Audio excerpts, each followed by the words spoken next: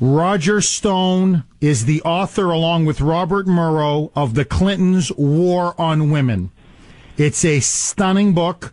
Roger Stone is a New York Times best-selling author. He is a longtime political insider and operative.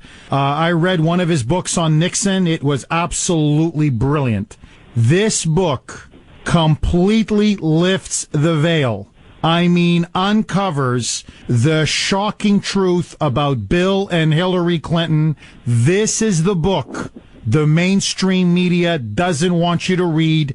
Joining us now is author Roger Stone. Roger, thank you so much for coming on the Cooner Report. Thanks so much for having me here. Roger, before I get into and it's an incredible book, and I want to congratulate you. It is brilliantly written. It's courageous. It's insightful. It's incredibly well documented. I believe this book needs to be read by patriotic Americans, especially now that it does appear that Hillary will be the Democratic nominee. Before I get into the book, Biden about 45 minutes ago announced he will not seek the Democratic presidential nomination. Roger, is this now a coronation for Hillary? Well, not quite yet. Her negatives continue to climb. She's being pressed by Bernie Sanders. I mean, the guy says he's a democratic socialist. That's like calling yourself a meat-eating vegetarian. You either believe in democracy or you believe in socialism. They're not mutual. They're contradictory systems. The problem here always was that Joe Biden appeals to the same people Hillary did. All he would have done is split the union vote and the Democratic regular vote, but the energy in the Democratic Party is on the progressive left. Biden, frankly, I don't think he could have stopped Hillary. He might have taken a little wind out of her sails, and he might have improved the chances for Bernie Sanders. But one-on-one, despite the fact that Sanders is such a flawed candidate, I would still predict she loses the first two contests. What really happens today is this race remains wide open. She has a lock on nothing, just like the Republican nomination remains open.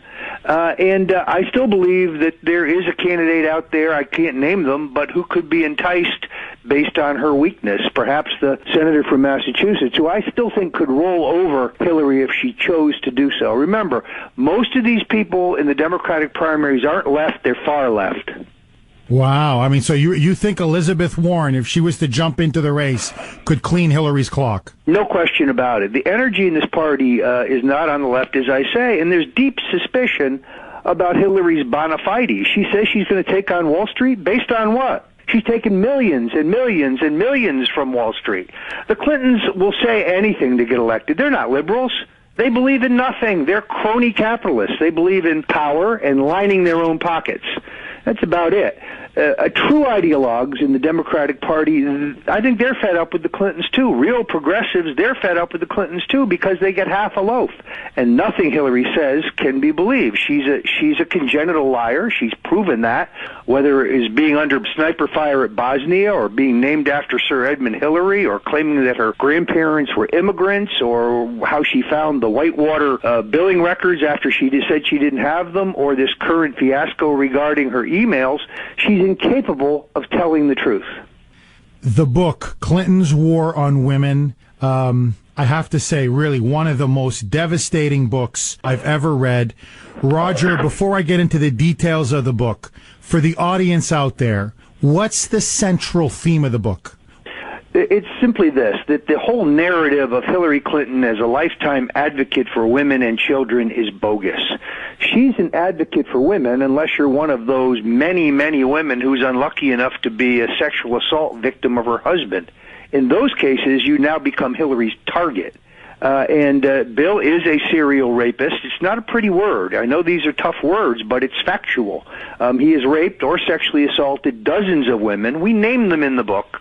And you know some of them, but there's many you don't know. You know about Juanita Broderick, and you probably know about Paula Jones, and you probably know about Kathy Willey, but you don't know about Eileen Wellstone or Helen Dowdy or Dorothy Kyle Browning and dozens of others.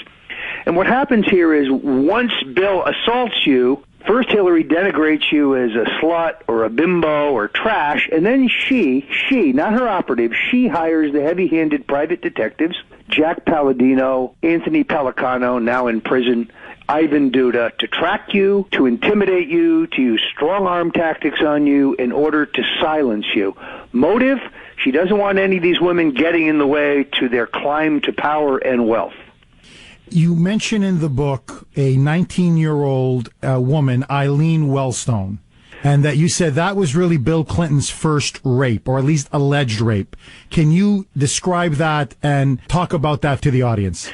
Sure. I mean, Bill Clinton, to this day, continues to be claimed to be an Oxford graduate. In fact, he got an honorary degree from Oxford many, many years later. He was tossed out of Oxford. He was tossed out because he met Eileen Wellstone in a pub, and he savagely raped her. He also bit her, which is a reoccurring theme that I'll come back to. The State Department and Oxford both ultimately confirmed that he was bounced out of Oxford. Now, in his biography, he said he left Oxford, which has a 99% graduation rate, to go to Yale Law School. The problem with that is that there's a year in between him leaving Oxford and starting law school at Yale, and he could therefore have very easily finished his studies and gotten his degree. This is why I call him the Rhodes Scholar rapist, and it is the first known rape by Bill Clinton. And then you say that, as you mentioned earlier, so she, now, by the way, did you manage to speak with Eileen Wellstone? Yes, she's now married. She no longer goes by the name Wellstone. She was not prepared to say anything new on the record, but what she did say was that the quotes that are attributed to her in Capitol Hill Blue, another publication in 1999, are accurate. She, like many of these women, is scared to death. They've all been threatened. And let's take the example of Kathleen Willey. Kathleen Willey is an active Democrat, an avid Clinton supporter, works in his campaign raising money to elect him president, works as a volunteer in the White House social office. She goes to Bill Clinton. Her family is having financial difficulties. She goes to Bill Clinton to ask for a paid job, and she's assaulted. She's groped. He tries to put his hands in her panties. He tries to rip her bra. He tries to fondle her. She flees, but that's the good news. After that, her home is broken into and ransacked. Her car windshield is smashed. Her pet cat, Thunderbolt, is murdered and left on her front doorstep. Her children are threatened. She gets late-night phone calls from a male voice saying, we know where your children go to school. This is all Jack Palladino. This is authorized and paid for by Hillary. In fact, Palladino bragged about it to a Los Angeles reporter. He says he saved Hillary's ass. His only disappointment is that he didn't charge her more. So, it is a true story of serial rape or serial sexual assault, intimidation, strong-arm tactics, cover-up, and of course it's all about greed and power. Juanita Broderick. Well, can you get into Juanita that? Broderick, So that's the most famous one that we know that he allegedly raped. So she resisted his advances when he was in Arkansas, and then he raped her? He raped her repeatedly. He also, as he does with many of his victims, he bit her upper lip. He bit it almost through. If you go online and look this up, this is a classic technique of rapists because it's a disabling move, but it also is a not-so-subtle bid to keep your mouth shut. It's interesting that NBC, hardly a right-wing news organization, did an extensive interview with Juanita Broderick. You can go on YouTube right now and see it. Lisa Myers, who's a very incisive journalist, conducted it. But they sat on the interview, and they didn't air it until after the impeachment vote. Had they aired it beforehand, perhaps the outcome would have been different. Only 2 weeks ago, Hillary Clinton put out a video aimed at college girls who have been assaulted or raped, and she says, and I quote, "You deserve to be believed." Well, why don't we believe Juanita Broderick? Why don't we believe Kathy Willey? Why don't we believe Paula Jones? In the case of Paula Jones, Bill Clinton summoned her to a hotel room, exposed himself, demanded oral sex, put his hands all over her. She fled. Then he denied repeatedly he'd ever met her, he'd ever heard of her. The whole thing was a hoax. Ultimately, he had to admit under oath in the Monica Lewinsky investigation that not only had he met and assaulted Paula Jones, he then had to pay her $850,000 in a settlement. Why doesn't she deserve to be believed, Hillary? I mean, the list goes on and on. Now, ultimately, what are the Clintons after? I mean, you have this man who's a sexual predator. Hillary is clearly his enabler. What is it that the Clintons want? What do they seek? What is this all about? Power and money. She wants to get back in control of the White House.